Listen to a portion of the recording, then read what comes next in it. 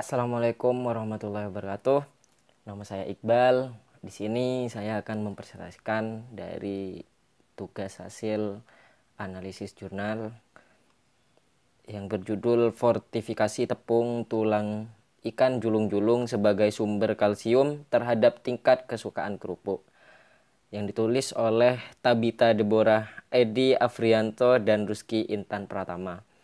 Jurnal Perikanan Kelautan volume 7 nomor 1 2016. Langsung saja. Deskripsi produk. Deskripsi produknya yaitu produknya kerupuk, bahan fortifikannya tulang ikan julung-julung, bentuk fortifikannya tepung tapioka, dan zat gizi yang ditambahkan yaitu kalsium, dan metode fortifikasinya menggunakan perbandingan, sedangkan besar sampelnya yaitu 20 orang, dan analisis datanya menggunakan deskriptif komparatif. Nah, sebelum lanjut ke membahas ke hal yang berikutnya, di sini saya ingin menjelaskan apa sih deskriptif komparatif itu. Nah, jadi deskripsi komparatif itu adalah penelitian yang membandingkan satu atau lebih variabel pada dua atau lebih sampel yang berbeda. Itu yang dimaksud deskriptif komparatif.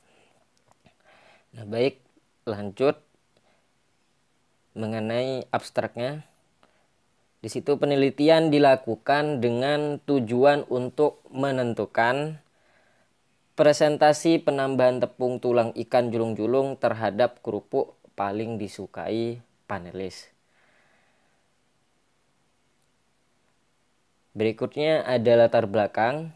Ikan julung-julung sering juga dikatakan sebagai ikan roa, di mana daging ikan dimanfaatkan menjadi sambal roa.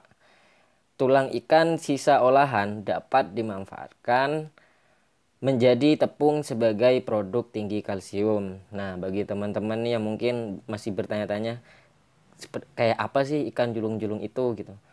Nah, sebenarnya ikan julung-julung itu ya yang dibuat sambal roa itu. Mungkin teman-teman kan ada yang suka sambal roa. Nah, itu ikan julung-julung.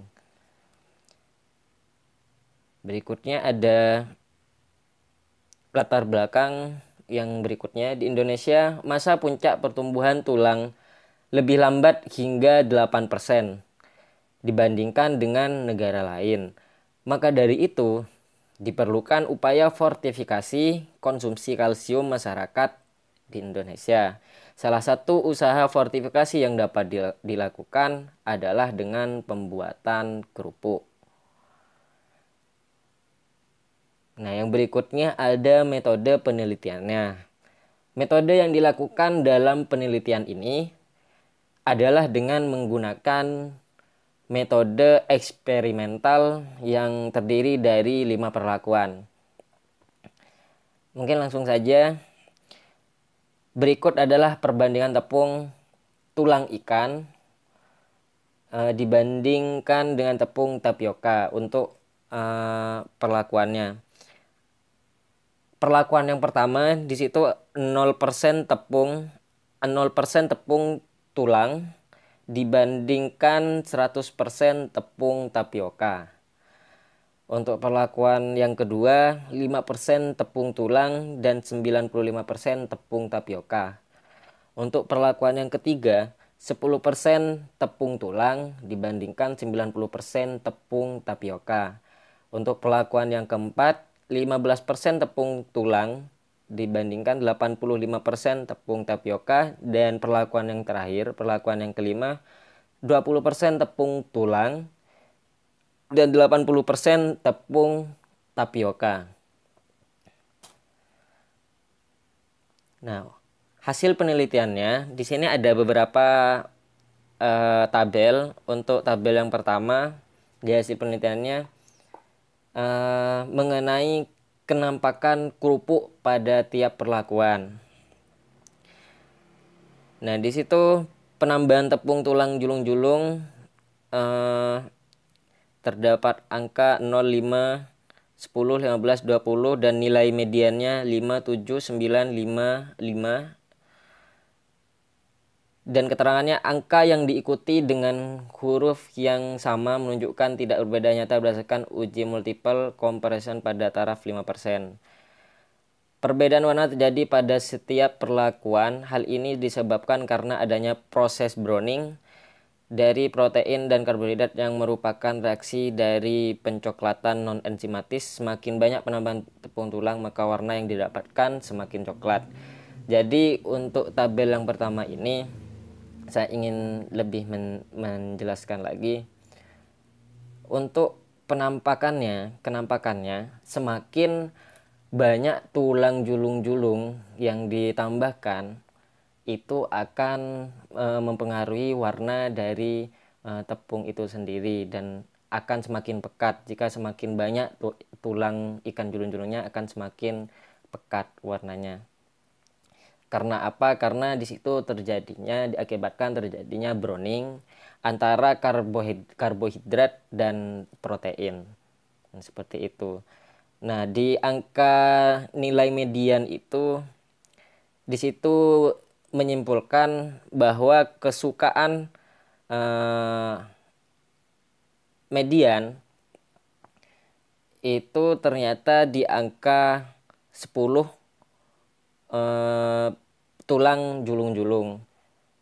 Jadi respon median di situ sangat bermacam-macam, bervariasi, dan untuk nilai yang paling tinggi ada di angka 9. Yang berikutnya untuk tabel yang kedua mengenai aroma kerupuk pada tiap perlakuan.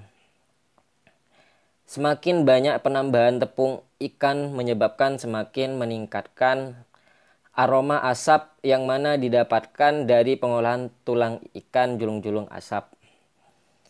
Nilai median di situ ada 5, 7, 7, 7 dan 5. Di situ ada beberapa angka yang sama yang menunjukkan respon median di situ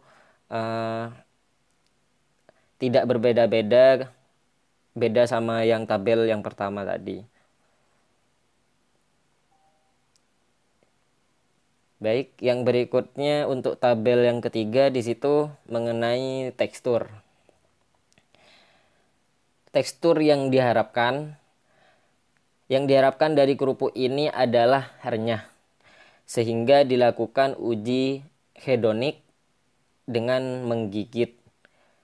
Semakin sedikit tapioka yang digunakan, maka akan menurunkan tingkat gelatinisasi yang menyebabkan kerupuk kurang renyah. Nah, ini untuk yang tekstur.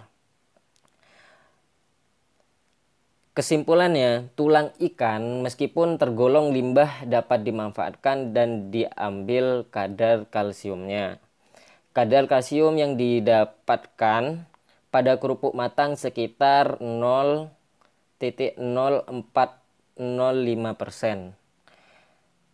Kerupuk paling disukai oleh panelis adalah dengan penambahan tulang ikan sebanyak 10%.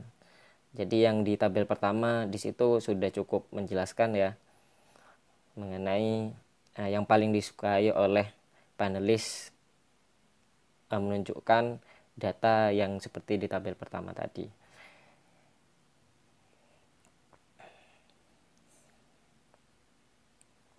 Nah, di sini saya juga mencantumkan saran dari si penulis.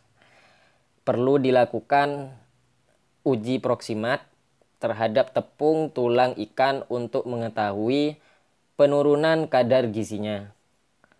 Dan dapat dilakukan pemanfaatan kepala ikan julung-julung sebagai bentuk pengurangan limbah. Seperti itu. Dan saya Iqbal, mohon maaf jika ada salah kata. Wassalamualaikum warahmatullahi wabarakatuh.